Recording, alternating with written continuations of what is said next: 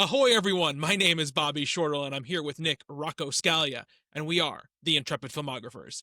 Every miniseries, we chart a course through the full filmography of an underdiscussed genre or journeyman filmmaker. In this expedition, we do our best to try and be explorers, using our years of film knowledge to help guide us, but always being open to discovering new things about the medium we love so much. This week, we continue our special expedition into the films of Peter Jackson, and today we are talking about his 2008 literary adaptation of The Lovely Bones, and find out if it really is salmon like the fish. Nick, how are you doing tonight, my friend? I've been better, to be honest with you. This is This not a movie didn't discussion I leave you. was I This was movie really looking didn't forward leave to. you in like a happy-go-lucky mood. This movie, not a happy-go-lucky mood. No, No, no, no, no, no, no, no, no, no. no, no. It was kind of the opposite of that, really. Can't imagine why, Nick. Me and Roger Ebert, I think, might be on the same bit, which we often were. R.I.P. Roger Ebert. Yeah, I remember him really not liking this movie, so I went back and read the review, and I'm kind of with him on this one. So, The Lovely Bones, 2009. I said 2008 in the intro. It's 2009. Actually, Um, yeah, so released in 2009, didn't get wide release until January 2010 because they thought this thing was going to win some Oscars.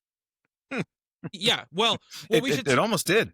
We know it got nominated for one. Is how many? What did it get nominated for? One Oscar for Yeah. Tooch, the Tooch. Yes, the Little Tooch. touch of the Tooch. In there. So yeah, it's 2009. The Lovely Bones. Peter Jackson coming off King Kong, which we talked about last time.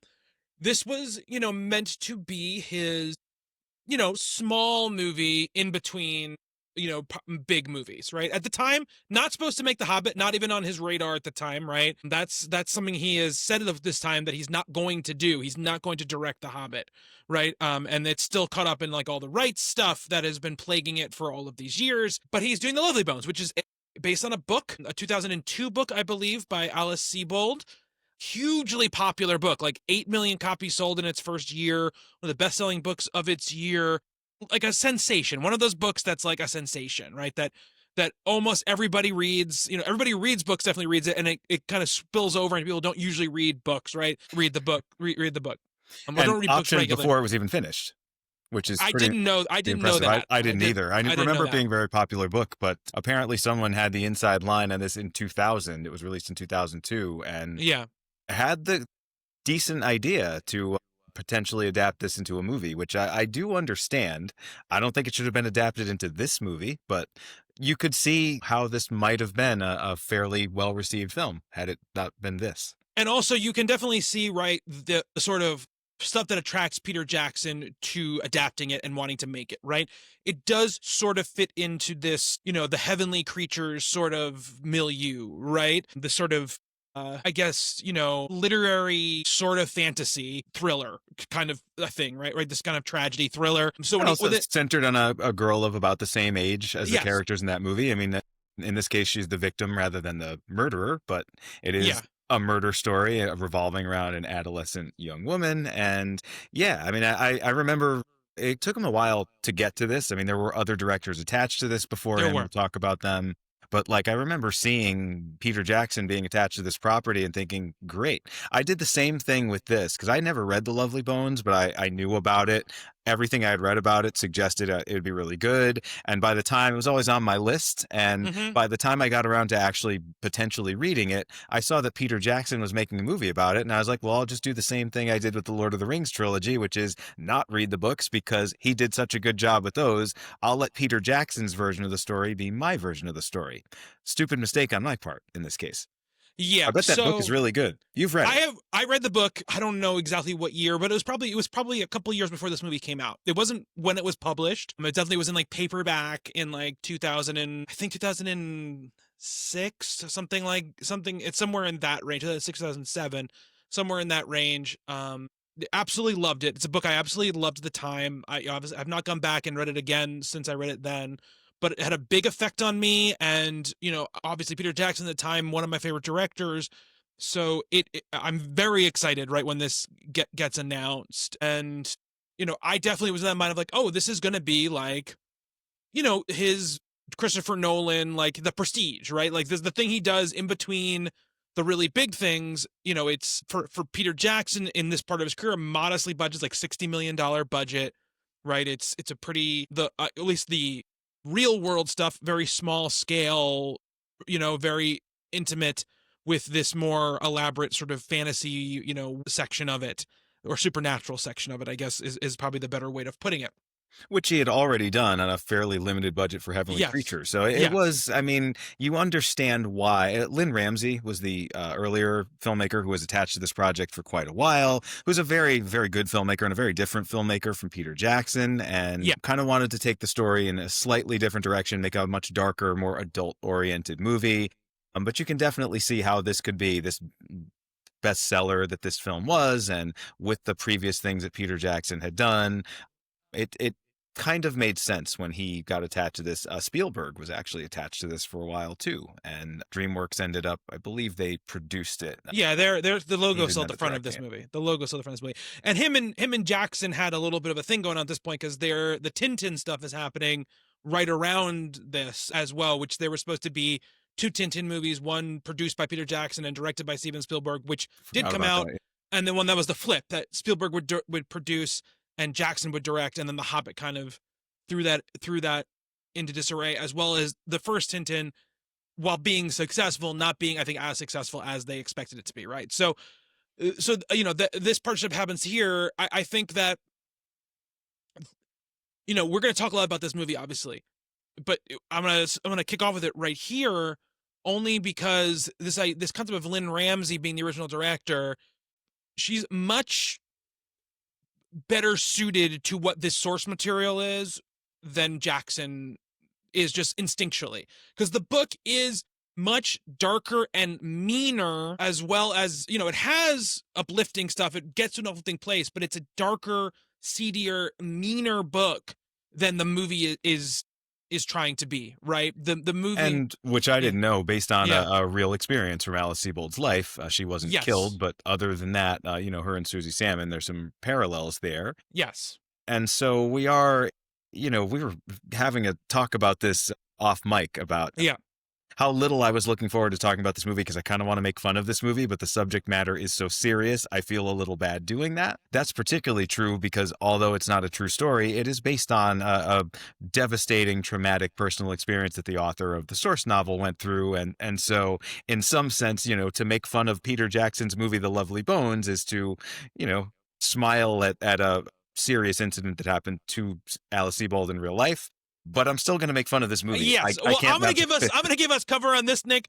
Us criticizing this movie, it has nothing to do with criticizing a real life event for which the source material was inspired by, right? Like, because we're not making fun of the event, of course. And just to cover Alice Sebold really quickly, because there might be people listening to this who do know or don't know, Alice Sebold was writing this book. It had a different name when she was first writing it. The name The Lovely Bones didn't become the name until, I believe, it was, basically ready to be published. And then that was a title that was chosen for it. But this was a thing she was writing, years before it got published. And then she couldn't figure out how to crack it. So she went and wrote her memoir, a book called Lucky, which was about that incident, right? The terrible incident happened to her in college, and it was called Lucky because that's what one of the police officers said to her. You're lucky to be alive, basically, and like it stuck with her. Now, there's some controversy around Alice Sebold. I just want to say this: that book didn't name the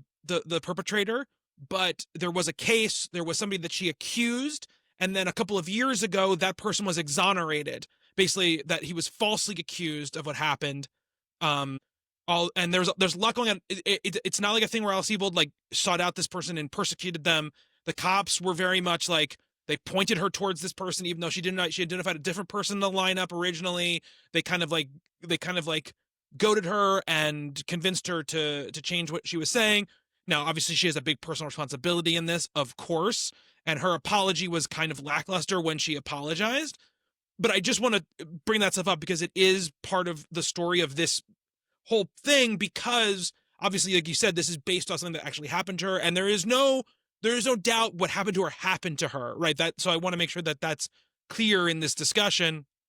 And then there is the aspect that, and one of the crazy things is that they were making a movie out of Lucky, and it was one of the producers of that movie, when they were like kind of breaking the script, was like, some of this stuff doesn't make sense. It doesn't line up like with what's going on, and that sort of like led to things getting opened up a little bit more with that.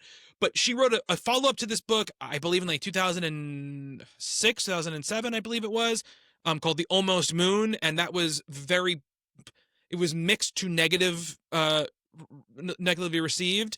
I read it at the time when it was published and thought it was just kind of bad. And she hasn't written a single thing since then. So, like, published a single thing since then. So it's a very interesting author, very interesting story, because this book was so popular. People who are younger than us, I don't know if you'll realize, they won't realize this. I mean, this book was huge, like crazy huge. It was everywhere, right? And so, and it kind of came out of nowhere as well. So that was a big part of it as well. So yeah, I read this book, before the movie came out. Well, a couple years before the movie came out. So, but when the movie came out, very fresh in my mind, right? What this book was, all the ins and outs of it. I was really taken with the book. So I was really looking forward to this. And when I saw it, I was like everybody else, pretty much disappointed in what I saw, right? And I would say watching it this time, I don't think my feelings have changed too much, though I do feel like because of the way we're watching the movies for this show, there are a couple of things I'm going to point out that I think are well done and are well executed, right? And are interesting ideas for how to bring this story to conception. But my general feelings are really it's mostly a failure of adapting this book into a movie, with the caveat that books like this are often turned into bad movies, because this book is really like, a contemplative reckoning with, trauma and mortality, and is very ethereal and esoteric at times. And, it is very much about like the main character sitting in her heaven, like thinking about things for long periods of time. And that's just not things that you can really do in a movie. So the movie ends up being much more of like a mystery thriller than it does, which is a part of the book. Don't get me wrong, it's a spine of the book, but there's so much other stuff in the book that it's not the main focus. It's like, it's one of those things when you're reading it where you're like, wow, there's like a little mystery pot boiler thing stuck into the middle of this, like really, sort of, melancholy, heady kind of, book about these big concepts. Right. Well, and about the afterlife, right? Like this Yeah. is genre-wise, this is a little bit like What Dreams May Come type movie, where it is envisioning it's not exactly heaven. Peter Jackson has kind of explicitly said what we're seeing here is the in-between. It's like a purgatorial state between real life and between, which is that way in the book too. Yeah. The eternal, which is an interesting idea.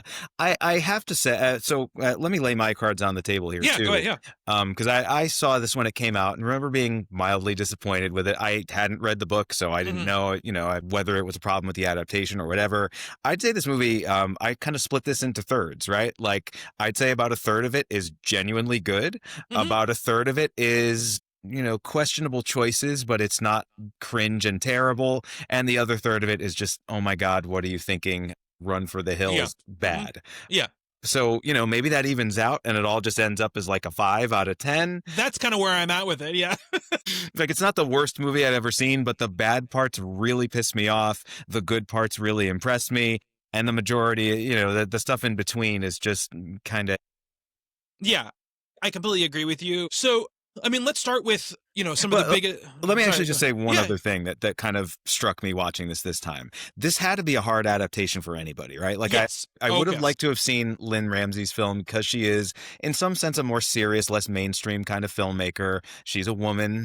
I think two of the writers of this, it's Jackson and a friend Walsh and Philippa Boyens, who are his usual collaborators. So it's not necessarily that there was no women involved in the making of this movie, but I think a female director might have made more sense for this project. But also the tone of this is so hard to pull off, right? Like it's a story about a young girl who is brutally attacked and killed, and she dies very early on in the story. It is an afterlife story where we're seeing the world from her perspective as a dead person, recently dead person. It is also a mystery thriller where we know who the killer is right away.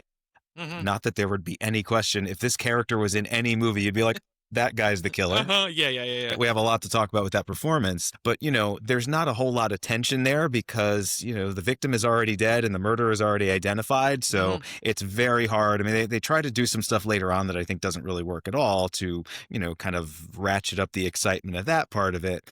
And I think it's very hard to make a movie like it's the tonal balance, and you can speak more to this obviously than I Hmm. can, but like there's this schmaltzy side, this chicken soup for the soul sort of aspect to what's going on in the afterlife here, with some really genuinely traumatic, horrifying Yeah. stuff that was toned down a lot for this movie. I mean, this movie was definitely, this is like your quintessential PG-13 movie, right? Hmm. Like where there are adult themes and adult ideas, but for the most part, it's a lot of ellipses, which I don't mind, right? Like I don't want to Right. see No. the Yeah. assault and the murder in this in a graphic way, but it's almost elided so much that it like barely even registers. And so we get this it's trying to sort of have its cake and eat it too, right? Yeah. Like where it's trying to do this feel good sort of, the meaning of life sort of thing alongside this much grittier, darker, and as you said with the book, kind of a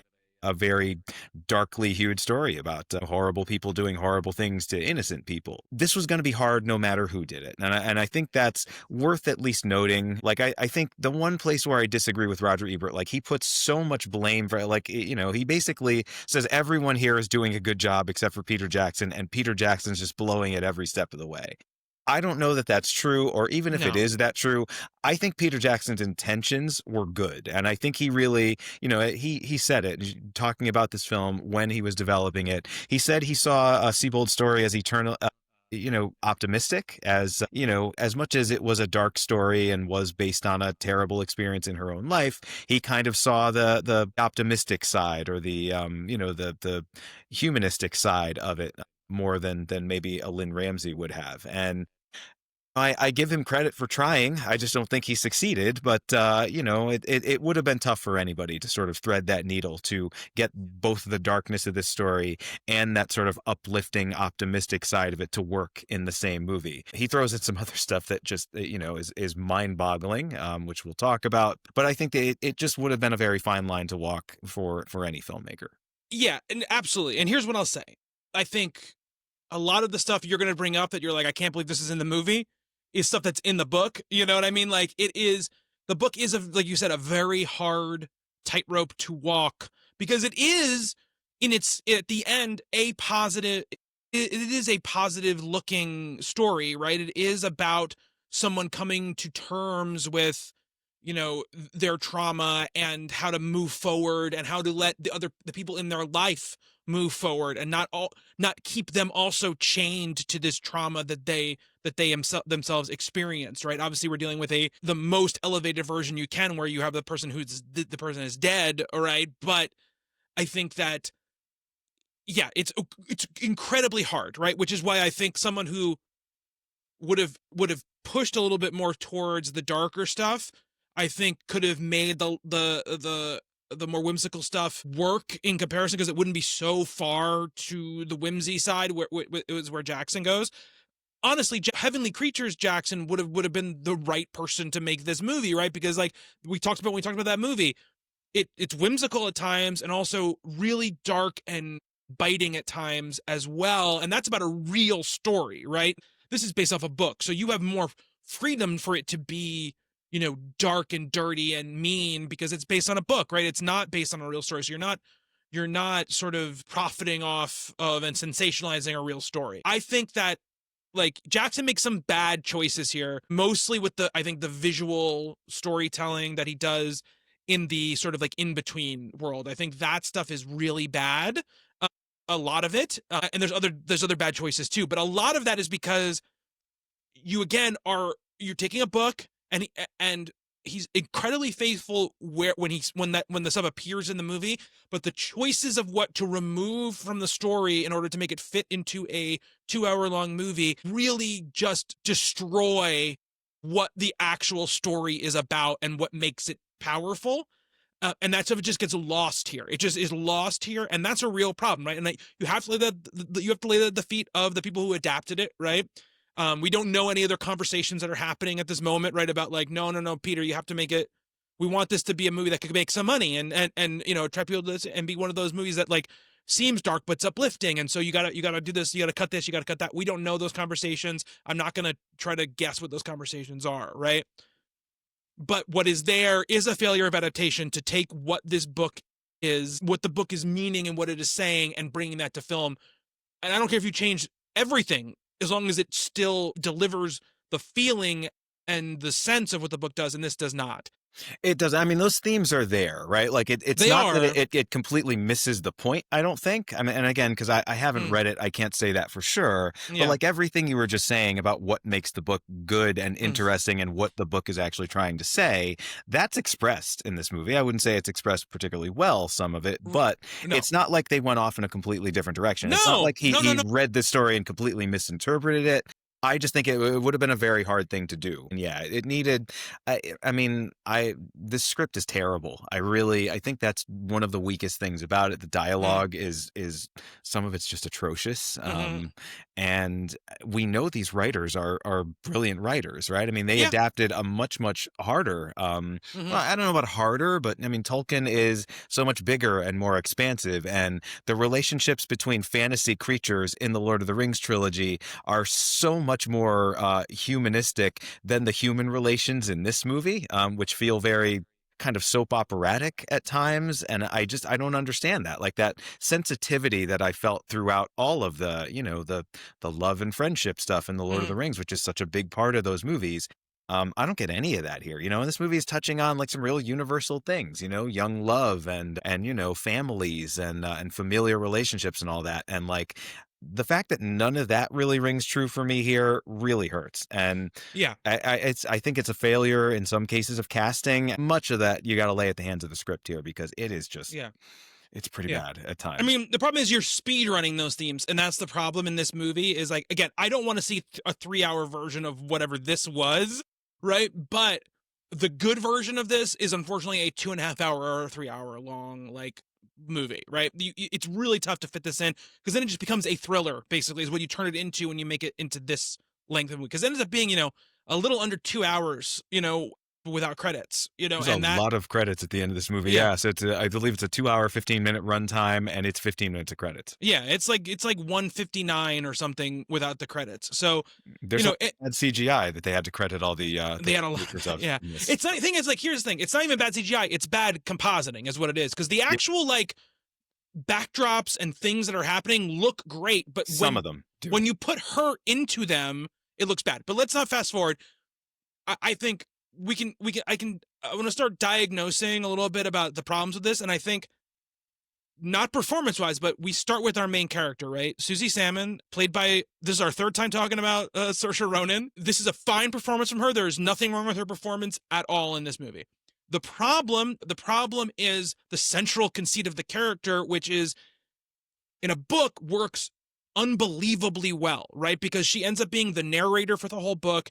You end up really, really being inside her head and understanding how she's feeling, and how the things that she's perceiving and feeling affect the living world, and also affect her world. And most of that is lost here for the most part. And she just ends up being someone who's like sitting in like a CG, gazebo, like crying a lot, right? This ends up what ends up happening a lot in this movie to her. That is a big portion of this movie, and a lot of voiceover, a lot of voiceover, disembodied voiceover. Yeah.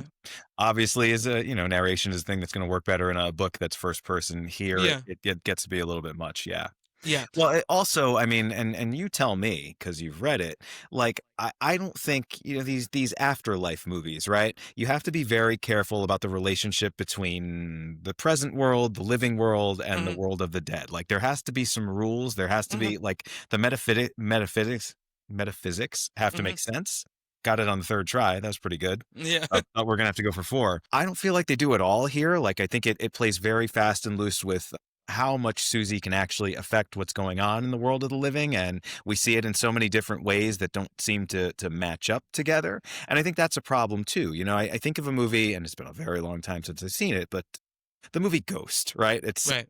kind of one of the quintessential examples of that. And whatever you think of that movie, I think it does a pretty good job of making the connections clear between what someone who is not alive and what that dead person can do to affect the living characters in that movie. I feel like What Dreams May Come, which is another one, maybe that movie's terrible, but I remember really liking it when I was in, like, sophomore year of high school. I don't know, it's been a while since I've seen it, maybe even since then. Yeah.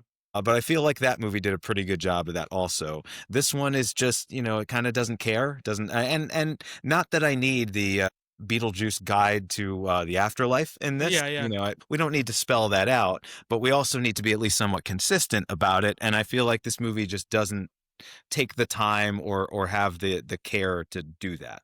So what you're saying is very interesting because it is, I think, points to another problem with the adaptation of the material, which is the other movie you talked about, Ghost, right, is a rocks in its brains thriller, right? That's what it is, right? It's a fantastically entertaining movie, but doesn't have a smart thought in its head, but is a fun movie that is about its rules and its plot and its mystery, right?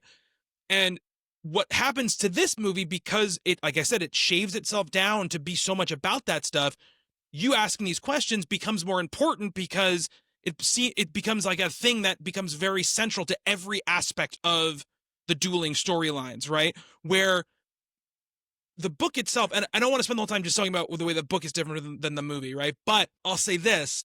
The thing about the book is her whole purpose in the in-between in the book is not just to interact with the people who are still alive from her family, right? That is part of it, but there's also a part of that that's like her letting go and her basically, she has a little bit of that, like, 5 people you meet in heaven thing where, like, she sees her grandparent who had passed away. She gets to, like, see her dog who had passed away. There's like this, like, very emotional thing that's happening to her over there while this other stuff is going on. And there's a lot of, like, more, I don't know, Terrence Malick-y, like, time slipping, right? Where it's like she stops paying attention and all of a sudden, X amount of time has gone by, right? In the real world, in the living world and stuff like that. There's a lot more of that going on in the book. There's a lot more of that sort of, like, these two things are important in their own rights for different reasons, than they make it out into the movie. And also a big part of the sort of story and concept of the book is that, and they kind of go into this in the movie, but, like, her refusing to let herself move on to whatever the next thing is also stops her family from being able to move on from her, right? So they don't do a lot of that in the movie. Like, they kind of hint at it a little bit, but that's another thing that's here that's just not articulated. It's not articulated well at all, and it's such a important aspect of what the story is about that's why I say, like, they just missed these core, like, concepts and themes, or really explaining these themes a little bit more, or fleshing out these themes a little bit more, that they just sort of, like, throw out for a moment in the movie, and then they're moving on to what's Mr. Harvey doing, in his basement or whatever, which is a big part of the book, but it's not the central stuff of the book, right? There's also so much more, obviously, with the mom and the dad and, like, what their relationship is like and why it falls apart. The sister is, like, such a major character in the book, and she's a major character here, but just like every other character, it just feels like, she's got a couple of minutes to go through every single emotion that she could possibly go through in her entire life. And pushes then the plot forward. She does some action movie stuff. Yeah. She sneaks into his house. Yeah, which is a big part, again, of the book, but it's like that's one part of the book with all this other great stuff that's going on. And this movie really doesn't get those things. And also, by being so flowery a lot of the time, I think it robs itself of the punch you could get from something like this, right? This, like, this moment of, of realization, right, from her about letting go, doesn't even feel really like a realization in the movie, because everything has been so beautiful and wonderful for her. It's like, well, okay, but yeah, why not just stay there? Yeah, like, so there's a lot of that going on, right? And I think it just misses the mark a lot in those places. I can't believe this script passed up the chance to have her meet her dead dog in heaven or whatever, because this movie is very schmaltzy, and I feel they got rid of all of that stuff. They got rid of all of her meeting anybody who didn't have anything directly to do with the murder which is a shame because like I can remember like this is one of the things you have those memories of like when something really like affects you. I remember I was doing an internship at ABC News at the time when I was reading this book, and on my lunch break I went out to Central Park in New York City and I was reading this book in Central Park on my lunch break, and that part happened with the dog, and I remember sitting in Central Park weeping reading this thing, and like that stuff was so affecting and so wonderful, right? And like you said, like these are things you could do in a movie pretty easily, right? And I think they just missed a lot of those points, and what ends up happening is you end up having to rely so much more on just the living world stuff, and it's just not as propulsive or interesting as the stuff that you could be doing with Suzy as the main character in what she's going through. I mean, you're talking about all these things, and it's thinking back to this movie, right? Like Mm-hmm. everything here, as hard as it is to nail this tone, Mm-hmm. there's so many sympathetic, empathetic things in this story, right? Like this Mm-hmm. is the story about a young person whose life is cut, tragically short. It's a story about a family, a nice, decent, Yeah. well-meaning family who is grieving for their lost daughter. I mean, that should all be a slam dunk, right? Like, this movie should make people cry. There wasn't a second in this movie where I felt like emotionally like bowled No. over. And like, No. that's what this story I feel like needs to do. Mm-hmm. And it almost doesn't even try. There's nothing affecting in this movie, and literally the elements are all there to do something that's just, a total heartbreaker. And even if it was as schmaltzy as it is, but it kind of just pushed a little farther in that direction, I'm not a heartless bastard. This movie Yeah. probably would have made me cry, but it almost pulls back every time it tries to go in that direction. And I just don't, it just doesn't make sense to me, the choices that led to this being what it was. Yeah. Absolutely. The stuff. There's stuff with the family, like they do it, and again, what this thing where I do have to just ding old Petey boy about stuff like this, which is that like a main tenet of the mom character is that she wanted to have a certain life, and because of the family and everything, she had to kind of give up that life, and she spends a lot of her time sort of still wishing she was in that life. The Well, only evidence of it is like she's reading like Camus. Camus at the Yeah, beginning, sure. and then it cuts, and now she's reading like What to Expect When You're Expecting, and I'm like, Pete, this is like the book version of like, oh, I'm having money trouble, so I have like a late power bill on my desk, or whatever. Well, Like, it's the person who coughs and there's a little blood on the handkerchief, yeah, and that exactly. person's It's going to die all of two those scenes later. things. Yeah, Yeah, it's a shorthand. Well, she does leave for California later, and, she and does, has like but in the book, does she this has like an hippie affair with the bistro thing. detective. Yeah, which would have been interesting here because the Yeah. detective's played by the great Michael Imperioli, who's Uh-huh. completely wasted in this movie. Yeah, it definitely. Again, this feels to me like there was more and it got cut down. That's what it feels like to me, because of the actors who have been cast in the roles and how small the roles end up being. You know what I mean? So, I mean, a big thing about this movie, right, is that the original person cast as the dad was Ryan Gosling. Now, obviously, Ryan Gosling this is 2000 and probably 8 or 7 when he's getting cast. Young, right? He's only in his 40s now, right? So he's mid-20s back then. Yeah, he's mid-20s back then. So obviously, usually not old enough to have a 14-year-old daughter, not really old enough to be married to Rachel Weisz. So, and I think a little too good looking to play that much older. I mean, it's been done before. Like Orson Welles could do it, but Gosling looks mid-20s at this point. it's smolderingly handsome as well. There's not any hiding it. But Mark I think Wahlberg's a good-looking guy too. Yeah, but not as good looking as Ryan Gosling. Let's be Nobody serious. is. Yeah. So Gosling at the time, right? We're in this era of Gosling where he is really trying to be taken seriously as an actor, right? He's still in his head, I think, about like, I look like this. I've got to make sure everyone knows though, but I'm serious about being an actor. He has a lot of serious roles. He has a lot of like, I'm a drug addict. I'm a whatever. Like these are big, all around this time, right? For this, he is in his own head about being too young, so he gains a bunch of weight to do it. And Peter Jackson is like, no, like this is not what I want. He's not supposed to be like this, like, overweight, schlubby dad. Like he's supposed to be you're supposed to feel like he has this presence, right? So they have a big disagreement, and Gosling gets fired basically the day that production is supposed to start, essentially.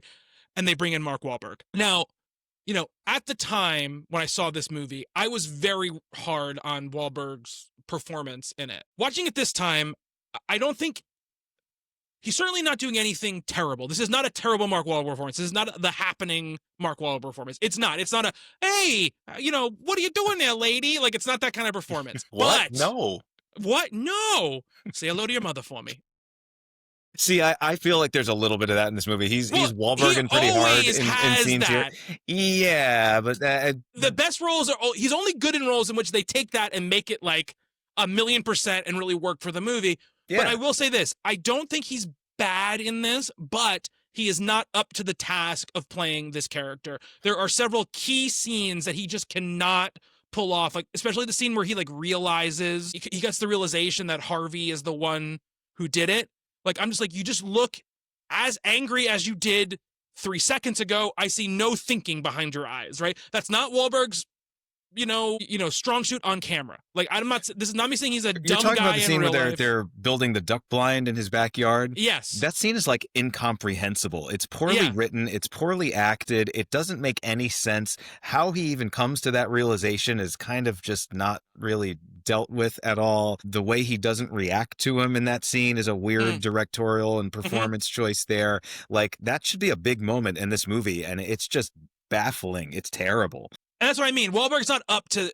Yeah. He can't. But it's not entirely his fault in that moment. No. There's some pretty bad stuff in that moment anyway. But Gosling is a good enough actor. He might have been able to sell you on something that is not all the way there in the script. Wahlberg is just not that kind of actor. He can't do it. It's just not his. It's just not his forte. And the script is doing him no favors. No, there's a moment early on, but before Suzy is killed, like this, what should be a very lovely father-daughter moment, and he's just Wahlberging so hard in this scene. Oh yeah, like, I know.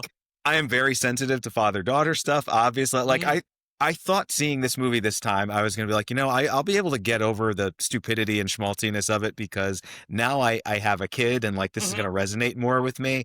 And the fact that it still didn't tells you this movie's probably not a very good movie. Yeah, like, agreed. This movie kind of had me in it's the palm of its hand, or should have, and it definitely didn't. That moment where they're working on the ship in the bottle together, and he's it might as well be something out of The Happening, because he played a dad in that movie too. And, he did. That was just a year before this. Again, I don't buy for a second that Mark Wahlberg builds little model ships and puts them in a thing. Like, again, just not the Mark right... Wahlberg as an accountant, yeah, just not the right guy. And again, I will just say this. It's one of those things where you just like, you're watching him play against this actual, 14-year-old actress, and she is just like running circles around him because in her eyes, I buy everything on her end of it, right? Like her reactions, her like whatever. I think she's great. So he's a problem in the movie, but not because he is, in my opinion, overtly bad. He's just not up to the task. Like you said, the script is not all there, and so you need an actor who's able to elevate that material.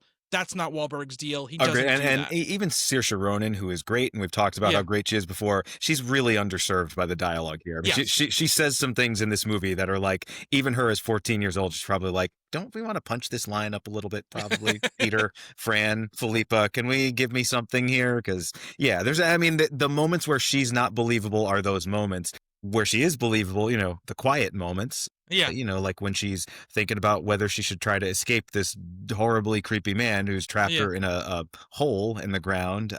Yeah. Those moments work. And she's great in those. But yeah, this dialogue is pretty tough. Yeah. I don't know. We never talked about Rachel Weisz before, right? We never done Rachel Weisz. I don't think so. Surprisingly. Maybe? Yeah, I love Rachel Weisz. Love her. Had a crush on her for forever. How could you know? Yeah. This is a couple years after The Fountain, a movie I love very much. To me, one of the prettiest ladies.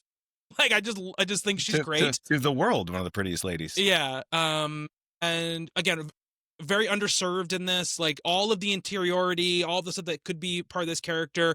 If this movie is made a different way, if it's if that stuff is given the attention it deserves, isn't there. She mostly just yells a little bit, disappears, and then comes back, right? That's really all that happens. There isn't much more for her to do here than that. Rose McIver, it plays the Lindsay Salmon, the younger sister.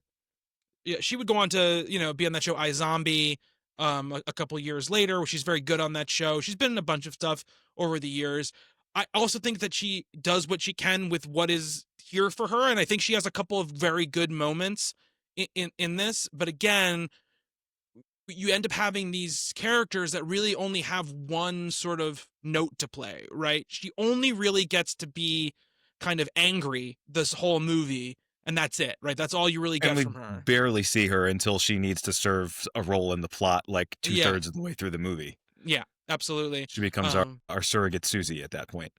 like you said, Michael Imperioli doesn't get a lot to do here. He's good in the scenes that he's in. You That know, 70s hairstyle works pretty good it for him. works great for No, that him. I gotta say the costume design here, the fashions, Hmm. the production design. I mean, it looks very. I wasn't around in what's the 73, Yeah, but like pictures of my parents who were like, just graduating high school around that time. Like, the clothing and the posters on the wall and everything seems like very accurate. The cars and everything. I did like that aspect about it. I guess if I have to pick between the real world of the Lovely Bones and the in between, I think I like the real world stuff better. None of it works, but yeah. that works a lot better for me. There are moments of it that are believable and are interesting, and Hmm. I don't know if any of the metaphysical stuff does. The living world, like the way it looks great. It's a Yeah, great looking the movie when mall, you're all in the these living world. Yes. very quintessentially, small town 70s locations. I like all that stuff. Yeah, me too. I think all that stuff looks The really living nice. rooms. The living rooms, I think even, we'll talk about the way it functions, but like even like his room with the ships and like the candle on the thing, it all looks really nice. And I think that stuff is shot very well. Obviously we have the two other sort of like teen characters. One is like the kiss that Suzy Salmon never got to have, and one is like, of course, the like kind of the dark-haired girl who can see ghosts. You know, so we'll leave that stuff to the side for right now because we'll get to that part of the movie. But I mean, the real elephant in the room here, right, is Stanley Tucci as Mr. Harvey. Stanley Tucci made up to be Bob Odenkirk playing the killer in this film.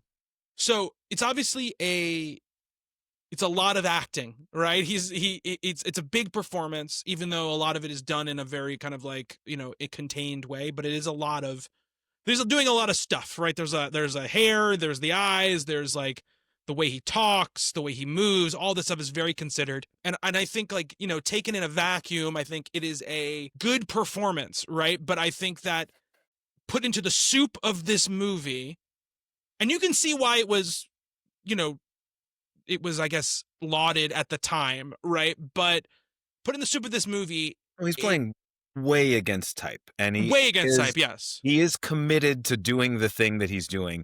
I Yeah. actually don't like this performance at all, Okay. and I love Stanley Tucci. I think he's great. There is not a second of this where that character, as I was saying before, right? There should be a little bit of nuance to this. He is just serial killer psychopath. Every interaction that he is involved in here, every movement he makes, every look, every word he says to another character, he's just creepy as fuck. And I understand that this character is supposed to be that, but like it's not.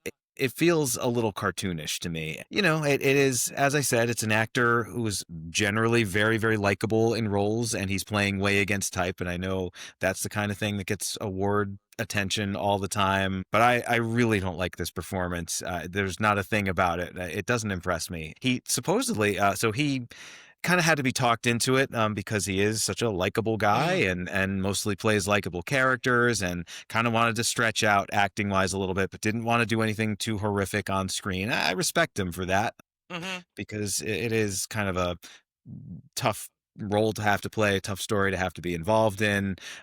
He supposedly based his performance on I think it's, forgive me, I don't know as much about serial killers as I should, but I think it's the BTK guy, the one who was Okay. like Mm-hmm. this suburban kind of pillar of Yeah, the yeah, yeah, yeah. community and had this secret life where he was just murdering people. Mm-hmm. But like, I guess I believe the murderous side of George Harvey, but like the pillar of the community, normal person, guy in your neighborhood who you wouldn't suspect of being a murderer. I don't think he sells that at all. I would move if that guy lived across from me. Yeah, right. I'd be gone. And I mean, like, it's a problem with the movie too, which is that they do not give you any lens of him right. Yeah. Yeah. where I he mean, would be doing that stuff, right? All even only thing they give where you he's is supposed to be just walking in the mall or talking yeah, to his neighbors about, their plants and stuff like that. It's like, that guy is terrifying. Don't you see that? And nobody yeah, seems to. yeah. But even when he's talking to his neighbors, he's in the midst of stalking, Suzy, basically. So you never give him, a time for Tucci to kind of be normal-ish. Not a subtle performance. It doesn't have a lot of levels, like you said. But I do, there is some part of me that is impressed by the commitment, to what he's going for, right? I think that Well, when the movie calls for him to be creepy, he yeah, certainly lives up to the task, right? I mean, he's Freddy Krueger or something, yeah, Like for if that sure. was all this character had to be, I think it would work. But he's not. I mean, the story doesn't work if he's just that. I feel Yeah, like. yeah, absolutely. I mean, there is definitely a mechanic of the book is that it has to be believable as like a normal person, right? The fact that like people like Lindsay and the father see the darkness is different, right? Is not something that everybody sees, and that's the kind of an important part of the story. Which obviously, like you said, you see that guy. It's kind of like when you see Jack Nicholson at the beginning of The Shining, and you're like, this guy's gonna go crazy and try to kill you. Like, there's no doubt in my mind. Yeah, he's like this close. Yeah, he's this close already. This is not like, oh, he's just a normal guy who, what happened to him? Like, like, That damn hotel. yeah, Tim Only they Hotel. hadn't gone to the hotel. Yeah. Yeah, he would have killed them a couple years later or something. Like that's what it feels like with him. So I know I totally agree with you there. But Tucci obviously he gets nominated for an Oscar for this. He said like, and not in a way that it's like, oh, because he thinks his performance was bad or he hated doing it. He said like, I would never do that again, just because Yeah. it was so difficult to do it. It took a lot out of you. It was really dark. And I don't want to do that again. Basically, is what he has said about this movie. It's one of the things he said about the movie. So yeah, so the basic idea of the movie, right, is that Suzy is this 14-year-old girl. She is you know basically finding her first crush, gonna have her first kiss, and one day she's walking home alone after film club through a cornfield, and this serial killer tricks her into this underground sort of clubhouse thing he's built, and he rapes and murders her there, and you know and the movie is then split between her in this in between this place that in the world of this book and this movie people go while they're letting go of life before they move on to the next bit, and then the grieving family that's left behind when she dies, and how those it's very much a story, or it's supposed to be a story about you know how people grieve and how people learn to let go, and the things that grief and trauma can do to us and what they can drive us to do, right? That is like what most of this story is about. And the desire for vengeance versus the desire to move on, or the need to move on. Yes, yeah, it is about that, though I And I feel think like one of the interesting things this movie does is it kind of, particularly with the way it ends, the audience is kind of implicated in that also. yeah. Because Harvey is exactly as we were just saying he is. And I think we want to see some justice happen to him, whether it be karmic or, something a little bit more Mhm, physical. Something that one of these characters finds him out and they catch him and they kill him, or they mhm. arrest him or something like that. And the fact that the movie denies us that is a very gutsy choice, which I assume is taken from the book also. Although even that's kind of undercut by the fact that Peter Jackson reshot his death late in the movie to make it more violent for Well, yeah, test but I mean, the way audiences. he dies in the movie is basically the way he dies in the book. They just show like him tumbling and breaking We his get a neck little in more half. crunchy bone breaking Yeah, stuff yeah, but there. the Yeah. way he dies is exactly how he dies in the book. And this is why I want to say too, what I mean about the book being a little bit mean, and it is not about, oh, you should just let this go. Like that is not like when it comes to Harvey, like that is not what this is about at all. Like the book is very much, and the author's perspective is very much on the tip of, this man deserves what is coming to him and he will get it. Like As it should not be. Yeah. exactly. And I'm just saying, like, so this is not a story about like, oh, you should just let it go. Like that's not like what it's about, really. Well, the movie's about that. Yeah, the movie is sort of about that for sure. It's much more about, supposed to be about coming to grips with what happened and not turning away from it, but not letting it consume and be everything that defines your life, right? Can I don't know how quickly you want to go through this. Yeah. We're kind of, the murder happens about a half hour into the movie, Mhm. about a quarter of the way through the running time. It's kind of 3-act structure. It's inciting incident. It's the first act turn to the Hmm. second act kind of moment. I actually kind of like the first half hour of this movie. Yeah, Like for I don't sure. feel like I like really there's the very early scene we see Suzy as like a 2-year-old Hmm. just kind of in her house. She sees this little penguin in a snow globe, which kind of Hmm. informs some of the CGI stuff that happens Hmm. later in the in between. I He's kind of like okay, that honey. stuff. He's okay. It's my Mark Yeah. Wahlberg. No, it's pretty good. That's very close, very accurate Yeah. to what we see in those scenes. But you get that great production design. There's some nice kind of family moments there. I mean, almost I like Susie as a character. This thing, she gets a camera, like a Kodak camera with the little flash thing like they used to have, and she takes pictures of everything. And she's 14 years old, she's kind of rebellious. She wants to be an artist, she wants to be a photographer. Her dad doesn't want to develop all her, the parents have this thing about developing all her rolls of film, which probably could have been done more elegantly later on because that does become a major plot point here.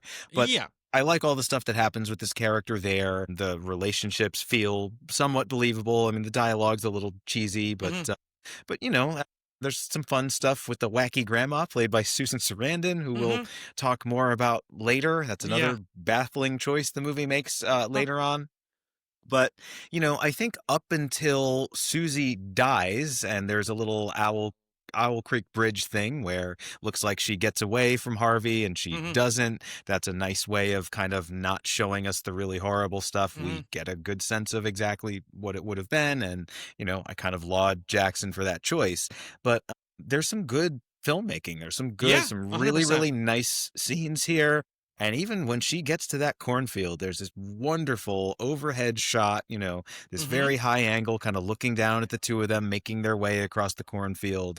And it looks great. The dread and the ominousness is there. Of course, we are on Susie's side, I think, right from the beginning. And, you introduce a character as an adorable 2-year-old, and like Hmm. it really helps you feel sympathetic and want to root for that character, and this movie does a pretty good job of that. I mean, Susie is certainly likable. Yeah.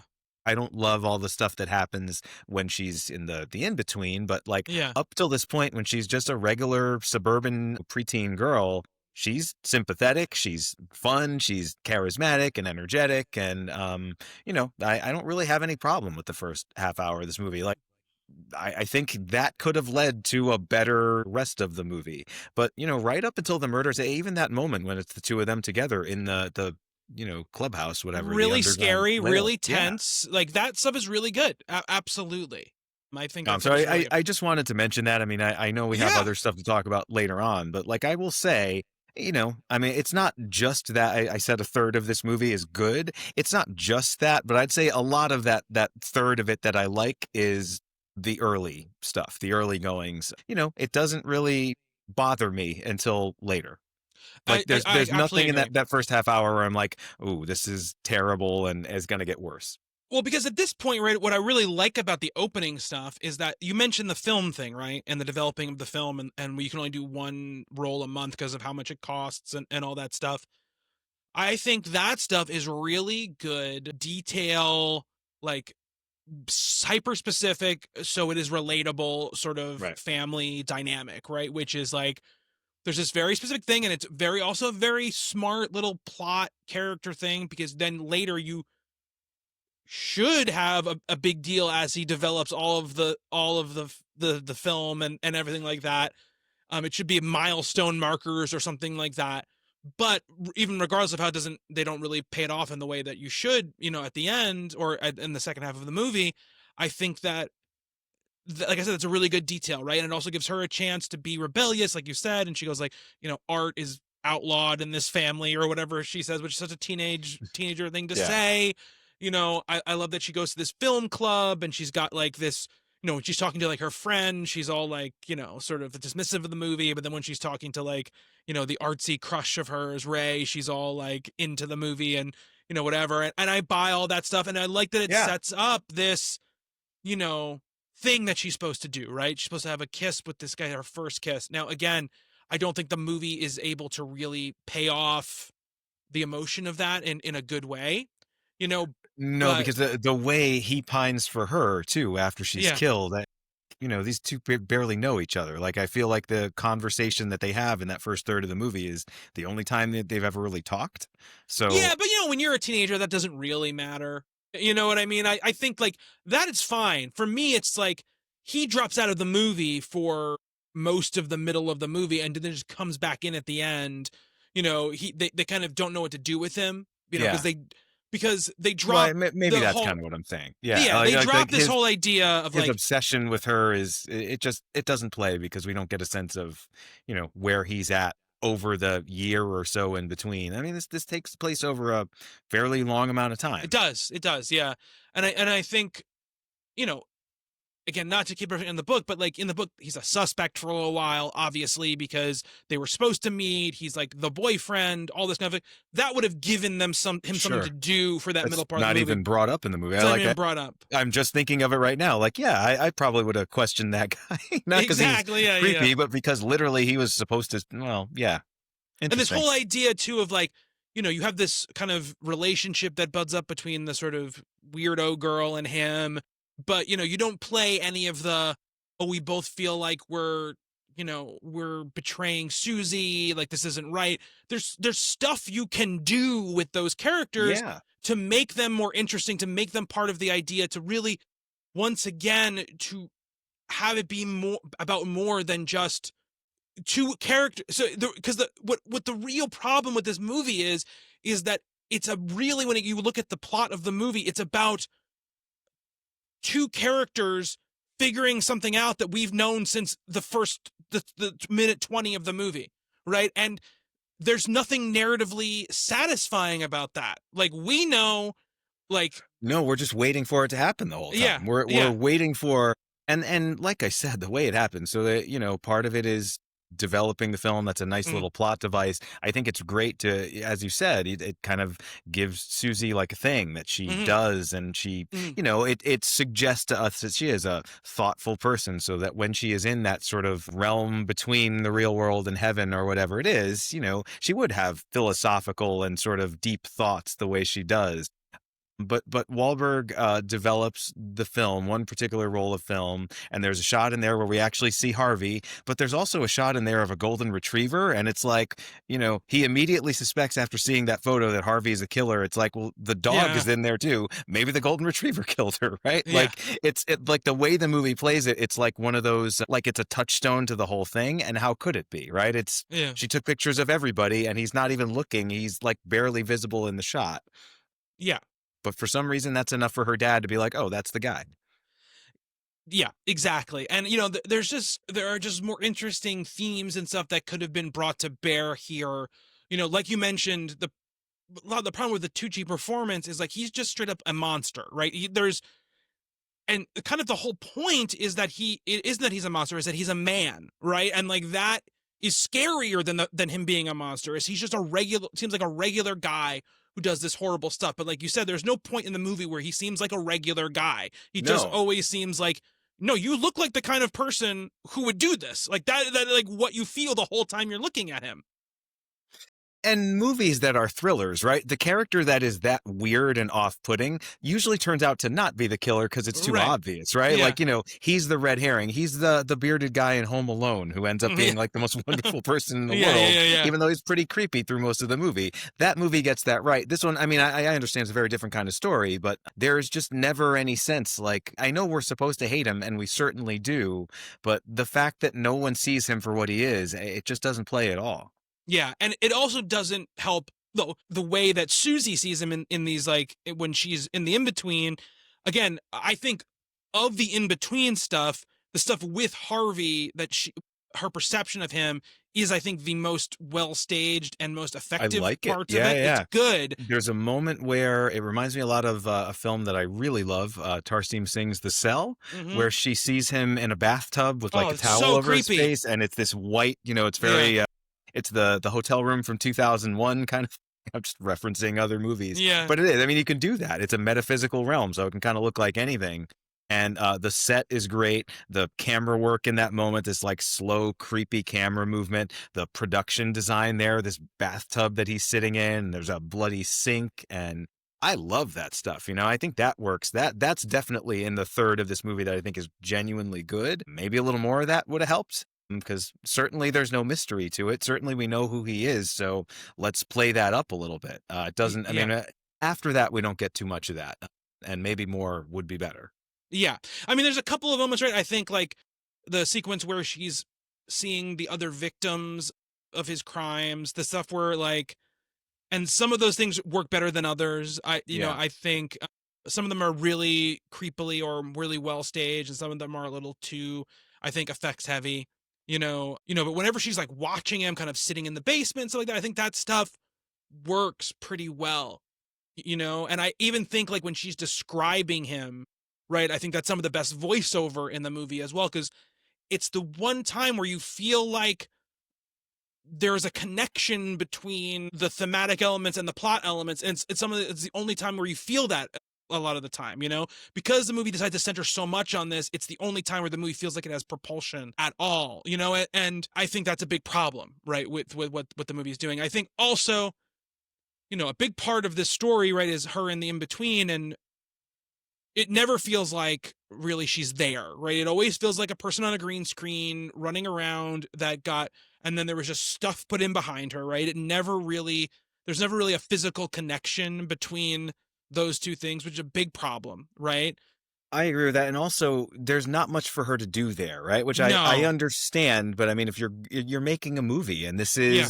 this is not a contemplative movie. This is a very plot driven movie. She's got to have, I mean, you contrive something, right? There's Mm-hmm. got to be a quest. She's got to get to this particular place in the in Mm-hmm. between, and along the way she has to deal with her, metaphorically some kind of representation of her problems, but she just kind of hangs out. She meets another person who turns out to be another victim of Harvey, who kind of guides her, but she doesn't really guide her anywhere. They kind No. of just stay in the same place. I mean, some of them are very cool. I love. It was my favorite thing in the movie when I saw it the first time. The moment where the ships in the bottle are getting dashed on the rocks, and I was like, Great visual. yeah, I mean, it doesn't look great in the sense that we get a sense that there's a physicality to Well, it, yeah, like she's no, actually but there. But it's yeah, really cool looking, and it it is does really link cool up to looking, yes. the thing that happens earlier in the movie with her dad. That's his thing, and he starts smashing the bottles, and they're getting dashed up on the rock. Very Skull Island, very King Kong, which I Yeah. liked. But yeah, most of what we see there, it's such obvious stuff too. It's the gazebo, it's the lighthouse, it's these, like, what's your what are the things that we want to do in this metaphysical afterlife realm? It's like, well, exactly this imagery, right? Say what Yeah. I don't know how you feel about the movie The Cell, but that really does feel like somebody's subconscious. That really does to me.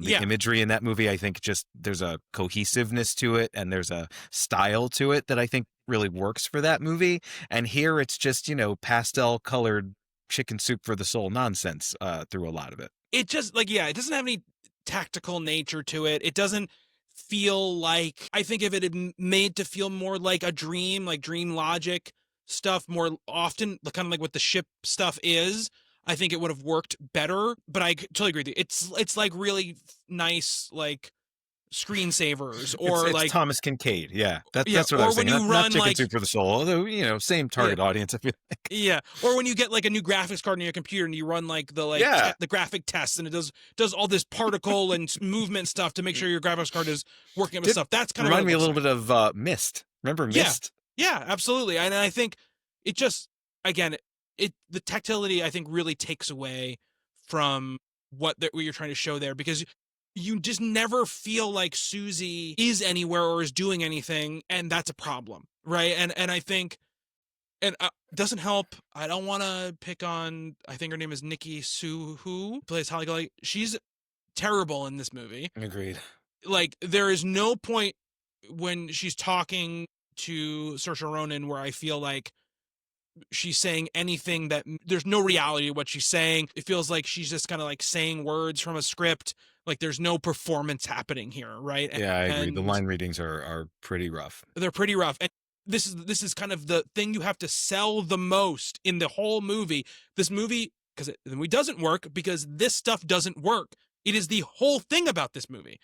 The whole thing about the story is Suzy in this in between. If you don't get this right, what's the point in doing the movie at all, right? And Yeah. so, I would probably be more on board with this movie if all of this stuff worked and all of the real world stuff was just absolutely terrible, right? Like, if you flipped the quality of these two things, what we got going on, I think I would have been much more on board with this movie, right? Because this stuff is the stuff that you can walk away from like, well, yeah, it wasn't great, but man, they really nailed this stuff, and that stuff is really hard to do, and they Yeah. just don't in this movie at all. I kind of feel the opposite, right? Like every time we're in the in between, I'm like, can we go back to 70s Pennsylvania for No, a that's while? what I mean. Flip those two Yeah, feelings yeah. is what I mean. Like, I would rather be feeling like we're in 70s Pennsylvania. I really wish we were back in the in between. Like, that's the movie works better if that's the case, especially Yeah. because your greatest asset is the actress who's playing the character who's in the in between. There is just no doubt in the world that that is your biggest asset, and you are squandering it, right? No, and she really doesn't even get to play up against anybody. No, I mean, she doesn't. Once she's in, I mean, aside from that character who kind of comes and goes, she's all alone, and that not that she's not giving a good performance there, but you know, we have an amazing cast in this movie. Yeah. I want to see more of her and Susan Sarandon if we have to see more of this Susan Sarandon character, right? Yeah. So I would say like that's the like we said that's the biggest weakness. It's also like again quickly her having someone to talk to like in the in between is a huge part of the book as well. Like a big part of the book is like she's telling the stories of her life and her family to someone, and that's like what we're seeing. And she refuses to talk about what happened to her, right? How she died, and that's sort of like they give it, and then we by like oh she's refusing to go in his house like in her Right. in between, but like you get robbed of that power. You get robbed of a lot of the aspects of that she's still a kid, right? The whole icicle thing is because them's killing Harvey is because it's like this idea of like, oh, you know, we always talk about like play that game, the perfect murder or whatever. And the icicle was always the weapon that you would use. Like, that's why she kills him with the icicle at the end. Yeah, that's never brought up here. No, but it's just like, oh, this it's an happened to be icicle. a cold night. Yep. Yeah, exactly. So that, you know, this is like, this is what I mean by just losing that stuff. Now, Susan Sarandon's character. Wacky Again, grandma. one of those things where Wacky drunken grandma. This movie turns into a sitcom, like this movie about the brutal murder of a 14-year-old girl. About an hour into it, like we get a 10-minute interlude that's like 70s sitcom. Why? Yeah. Again, one of those things where a character that works in a book, right? Because she shows up and it's like, oh, it throws everything off at first, but then she ends up like being something like an anchoring force, you know, to the family and really kind of helps the family. They don't do that in the movie, right? It's just like she's just there kind of to be like to chew some scenery, to like do some funny stuff, to you know to fall asleep smoking a cigarette that a child has to catch like in this little like you know I toy did like or that whatever. moment. I'm not even saying Little the 70s moment. sitcom stuff doesn't work. It just No. doesn't work in this movie. Exactly. I would watch, like a 70s set comedy with her as that character, like a Boogie Nights type movie. I'd Yeah. watch that. Because Sarandon at least has some juice, right? Yeah, she's absolutely. doing something in the movie. She's you know whether you know the tonal like weirdness about it aside, she's in there doing something, right? She's giving a performance. When she's on screen, at least She's you're doing a like, lot. I'm entertained by what I'm looking at. Yes. I don't, you know, Yeah, like, absolutely. and that what I will say for this movie, even though I don't think it's very good, the 2 hours didn't really drag, right? I wasn't like, well, how long is this going to be? Yeah, you that's know? true. I will say that for the movie. I will say the longer we stay with Suzy in the in-between, who's our protagonist, who we should want to stay with, as we were just saying, that's when it does start to grate a little bit for me, but it moves quickly. I could see this being a much longer movie, and it certainly wouldn't have been better if it was. So I agree with you. I hit pause somewhere, you know, in the middle of this, and I said, oh, okay, this is half over. Like I'm kind of happy that it is at this point, but it wasn't a chore to get there. Yeah. So, you know, about like, I guess a little more than halfway through the movie, Suzy sort of lets us in on the idea that Harvey is sort of like running out of his like, you know, satisfaction from what he did to her. And so now he has to move on to his next victim. And the victim he's picking is her sister, right? Which is literally the last person, like real serial killers don't do that, right? Like of all the people in the world you could kill, that's your worst choice if you don't want to get caught. And I will say this: he doesn't know that person at all. I know some. No teenager in the 70s has ever had more newspaper articles written about them than Lindsay Salmon, because he's got like a full book of like newspaper clippings of her. I'm like, she's like a 13-year-old girl. Like, why are there so many articles about her in the Well, newspaper? because her sister was murdered, and literally every headline's like, sister of slain girl. Like, yeah. I'm a person of my own, thank you. Yeah. But again, even that, the movie does not, you could be like, okay, if you want to turn this into Suzy is in the afterlife trying to make sure that what happened to her doesn't happen to her sister, right? If that's what you're going to focus on and you're going to make that the propulsive thing of the movie, okay, fine. Like, I don't agree with that, but at least it'd be a driving factor. It's not even a driving factor in the movie, right? It's not like Suzy's like, I'm going to spend all of my time trying to make sure this doesn't happen to my sister. Kind of just happens, right? Things just kind of happen. It's She's one not, sequence over the course of the entire movie. yeah, Where the sister is in peril and she does a little bit of investigating on her own, and we think she yeah, might get caught. But yeah, it's kind of a non-entity. It yeah. really doesn't add on anything, really. And it's also just not like Suzy trying to do things in the afterlife to stop it. It's just like she's just kind of watching. No, that might be fun. That might be interesting. Exactly. Interesting. That's what I'm saying. Like, okay, if that's how you want to focus it down on, okay, like you're leaving a lot of stuff out, but at least It's if you're very gonna, Hollywood, but yeah, I mean, yeah, there's a reason why people like Hollywood movies, because yeah, they do have entertainment value, and yeah. that If you're would gonna go provide some. thriller, then Yep. go thriller. Sure. Don't do this weird in between mix up mashup thing where you're trying to keep some of the esoteric sort of like thoughtful contemplative stuff, but just squeezing it to the bone to fit in this thriller thing, which you also haven't fleshed completely out either. So like the movie is just cannot decide what it wants to be, and it suffers, really badly from that. There's also the friend character. I think Clarissa is her name. The one that Yeah, you the see weird girl her. with the black hair.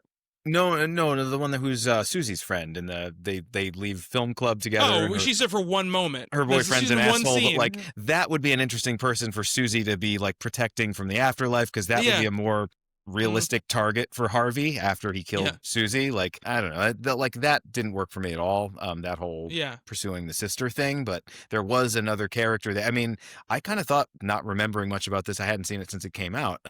There's another cornfield scene later on where Harvey is there, and this other Clarissa, I think her name is there with her boyfriend, and Mark Wahlberg gets the shit kicked out of him in that scene. Yeah. And I kind of thought that's where that scene might be going, but no, she's never seen again, and she's not important. But that could have been a thing. Yeah. Again, it's one of these things where you can feel, right, in a book, you can then spend a chapter going into X, Y, and Z. And the movie's like, no, we'll just show the characters and then keep going. Where you get it, right? Let's keep going. Like that's what it feels like a little bit. It's like, how would anyone get what you're trying to do here? I do think, right, the scene where Lindsay goes into the house, take it out of the context of all the stuff we have problems with, really well constructed thriller sequence. I'm like, I know what's going to happen. I've seen the movie before. I don't even like the movie that much. We're near the end of the movie at this point where I'm just like, I want this movie to be done. And I'm still a little bit like leaning forward in my chair, like being like, this is really well staged. Like it is. It's very suspenseful. Tucci's great in that scene. I mean, when his only function is to be terrifying and creepy, he definitely, as I said before, he does it. And it is. It's one of those, it's a Rear Window type scene, right? It's you snuck into somebody's house, they know you're there, or they find out that you're there, and there's that cat and mouse thing. I love that stuff. And it works pretty well here. I don't care enough about that character. I don't want anything bad to happen to her. But but she isn't like, you kind of know that nothing bad is, so you would assume, undercuts the suspense a lot. Whereas if it was somebody other than Suzy's sister, I would be more fearful that something bad's going to happen to her. Yeah. And so, but again, well-constructed scene. I even think like, the sort of montaging that happens after where the police go to his house and he's like doing the thing with the safe where Suzy's body is. Yeah. Like, I think that scene is well done. I like the tension of that, and how it has to be slow. I like that it's slow, that it's like, no, you have to like end over end this freaking safe for like, I don't know, half a football field, it feels like. But yeah, absolutely. I like that. But again, in this scene though, we've got, again, it's one of these things, it's tough, right? Because the book does do this. The book does do this thing where like Suzy kind of like inhabits, I can't remember her name, the black-haired girl's like body.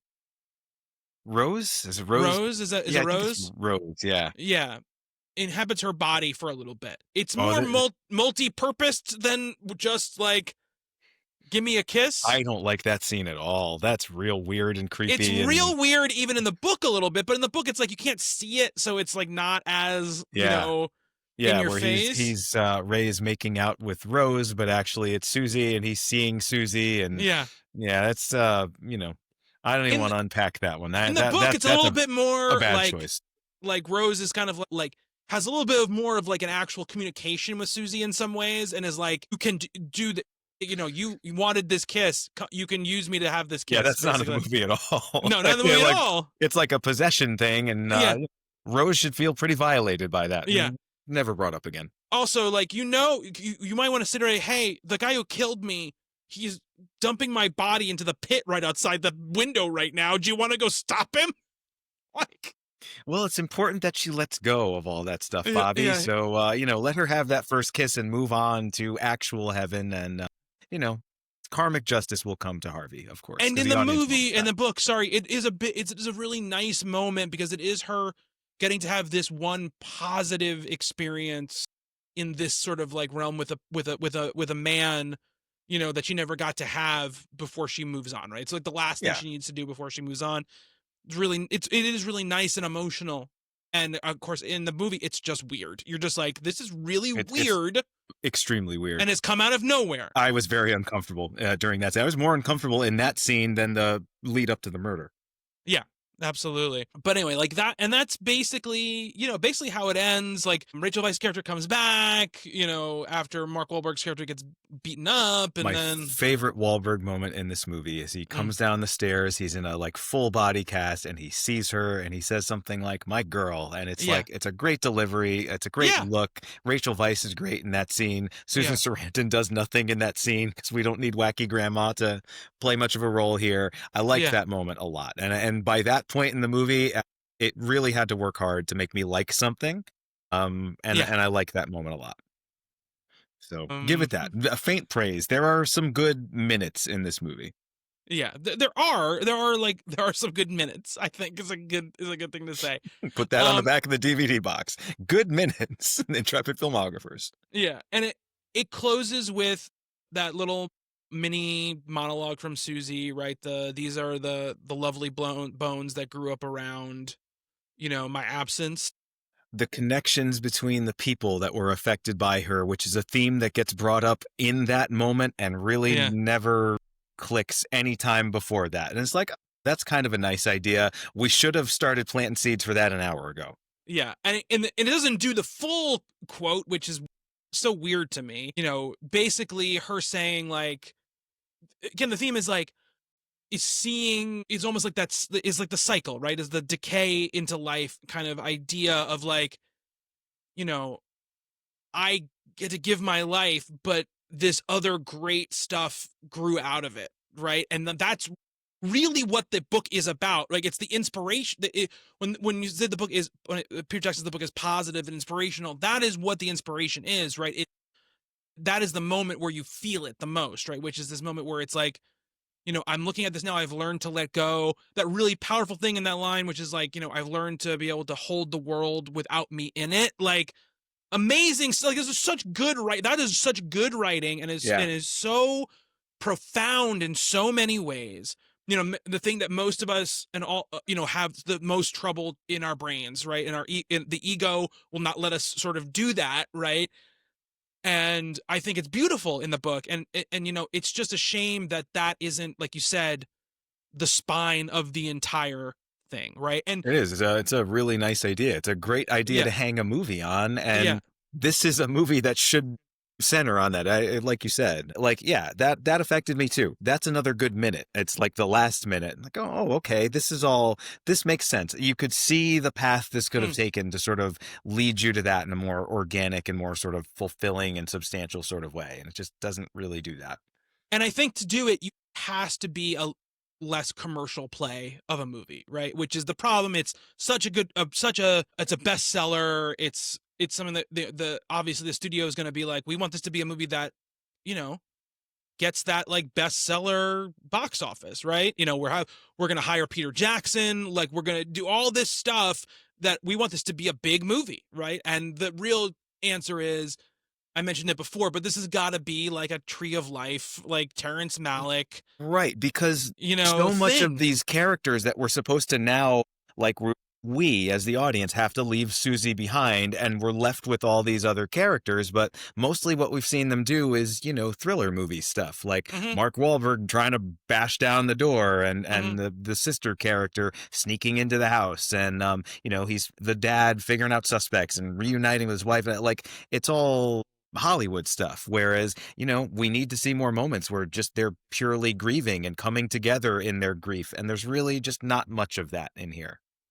Yeah, I'm going to read another quote from the book, okay? Please, this book sounds great. Each time I told my story, I lost a bit, the smallest drop of pain. It was that day that I knew I wanted to tell the story of my family, because horror on Earth is real and it's every day. It's like a flower or like the sun, it cannot be contained. Like these are big ideas, right? Yeah. These are huge ideas, that the movie just doesn't do, right? It doesn't let you sit with these characters, it doesn't let you live with these characters, and that's what the movie needs to do. And I get the inclination of what they did, but you need to just have scenes where it's like, where people like Brian Verderosa will be like, why was that scene in the movie? Like that, like Brian's that. not a Terrence Malick fan. Like Yeah, I was saying before, I would have loved to have seen Lynn Ramsey's version of this. yeah, I'm with you. I'd rather see Terrence Malick's version of this. yeah. Well, yeah. I mean, but somebody who was willing to make a movie like that, You right? could have Like made that. this instead of Knight of Cups. I don't know if that movie's bad. I just I love don't the know either. I title. haven't seen that movie, so I don't know. I don't know either. It's probably great.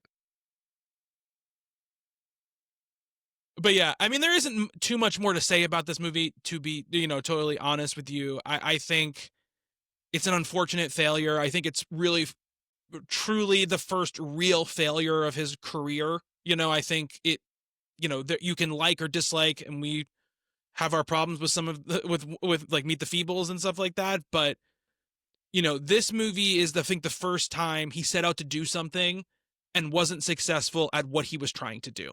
Yeah, I I don't agree like with Meet the that. Feebles, but he did what he wanted to do, right? He did.